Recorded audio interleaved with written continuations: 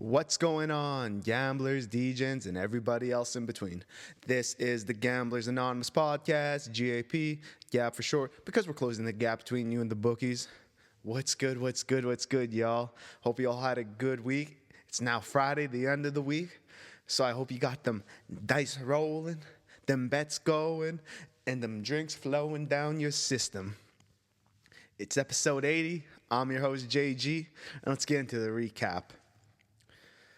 I wasn't here last week, but the week before, let's get into it. 49ers won 23-20, but we had them at -6.5, and it would have hit if Jake Booty Moody didn't miss 3 fucking field goals that game. Like y'all see Debo choking the lawn snapper out there. Lock in, boy. Lock in. If he hits his field goal percentage 80% of the time, we hit that shit. They would have won 32-23, and shit, that hits. So we started off 0-1. Next one I gave you guys, Lions -3.5 at -110. Man, the Lions won 26-23. But man, we lost by half a point. I should have taken them on the money line. They were -200. I fucked up. It also didn't help that Jared Goff had one of his worst career games as an NFL pro, man. He threw not 1, not 2, not 3, not 4, but 5 fingers to the face. He threw 5 picks that game. Are you kidding me? But we did hit one. Mahomes over 31.5 passing attempts.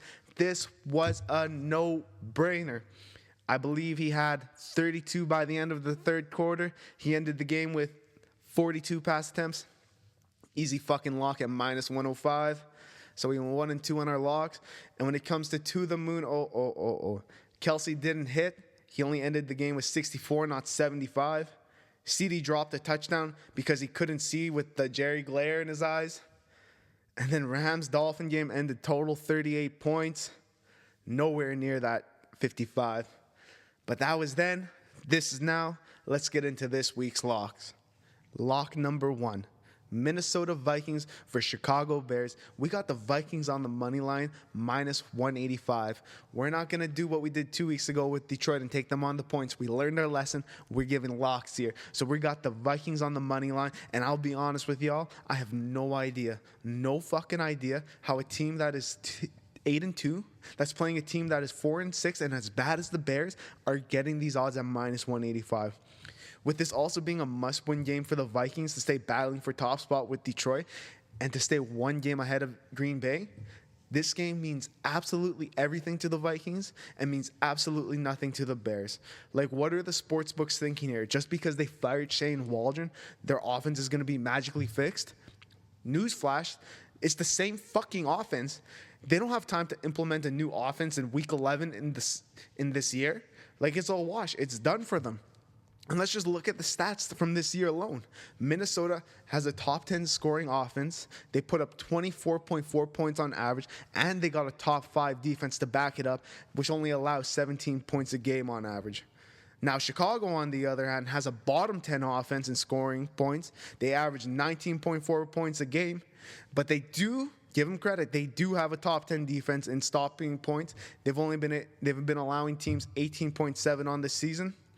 And when you take the Minnesota offense versus the Chicago defense based on averages and vice versa, Chicago offense versus Minnesota defense, the expected score should be 22-18 with rounding in favor of Minnesota.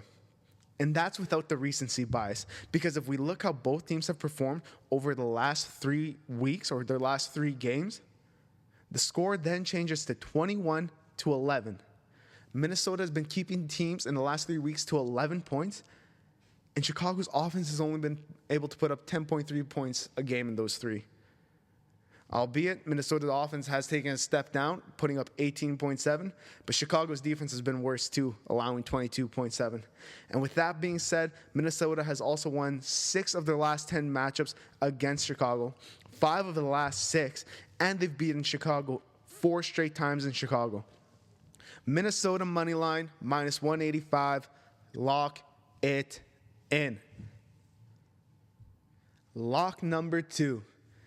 Arizona Cardinals versus Seattle Seahawks. And you know, we're rocking with the under 47.5 and minus 110.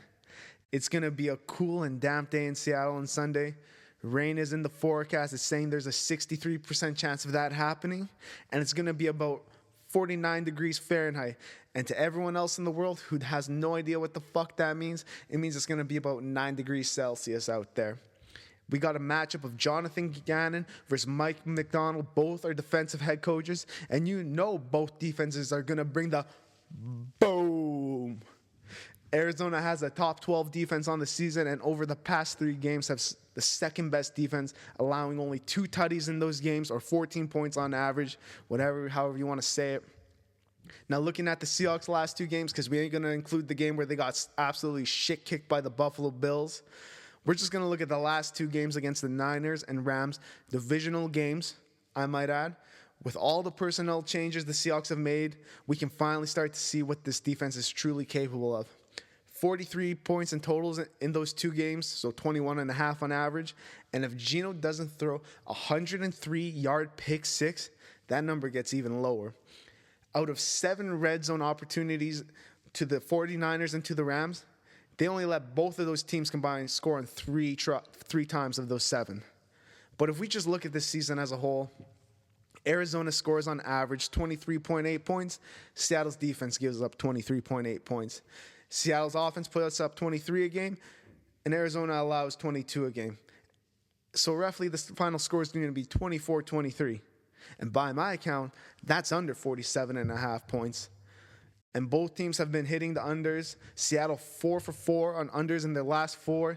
And Arizona in their last 6 have hit the unders 4 times, pushed once, and 1 over. So they're 4-1-1 in overs. But my favorite stat is that the under has hit the last 5 times these 2 teams have met in Seattle.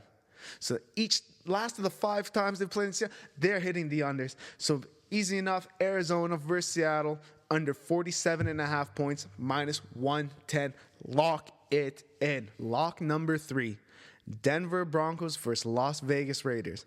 And for my player prop lock, I'm going with Max Crosby to record a sack, minus 110. Now, you want to talk about a guy who owns a team? That would be Mad Max Crosby owning the Broncos and whatever quarterback they have starting. So far in the year, he has 6.5 sacks in 9 games. None in his last 3, though. So what does that mean? He's fucking due for one. And lucky for us, Mad Max is going up against the Broncos. In 11 games played against them, he's recorded 15.5 sacks. And if you take away the only game he didn't start, he has 15.5 sacks in 10 games, which is good for an average of a sack and a half a game against the Broncos. And I'm not messing with y'all here. I'm not messing with no stats. He's literally gone 10 straight games against them with a sack. Even just this year, he played against Bo Nix. He sacked them not once, but twice. And it's not like Bo Nix has been able to avoid being sacked either. This year, he's gone sacked a total of 18 times and has been sacked in 8 of 11 games. With that being said, Mad Max Crosby to record a sack at minus 110. Lock it in. Now let's go to the moon. My first leg of the parlay, Indy to score first at plus 115. Detroit has let their opposing team score first 7 of 10 games this year. So why not Indy? My second leg of the parlay, CeeDee Lamb, anytime touchdown, plus 187. He scored in 4 straight games against the Commanders, having 5 touchdowns total in those 4 games. Hopefully the sun doesn't get in his eyes and he can make a catch from Cooper Rush. Or maybe Trey Lance is playing, who knows. That's second leg. And leg 3, Vegas Raiders, money line, plus 220. Like I said, Mad Max Crosby's playing. Since he's been in the league, he has a 9-2 record against the Broncos. And hopefully he can make that 10-2. So when you put that to the moon together, that comes to plus 1,878. You throw 25 on it, that gets you to $494.50. That's it for this episode. If you like what you hear, tell a friend, subscribe, leave us a like, leave comments, whatever you want to do. Till next week or till Tuesday. We'll see you then. Gamble at your own risk. Peace.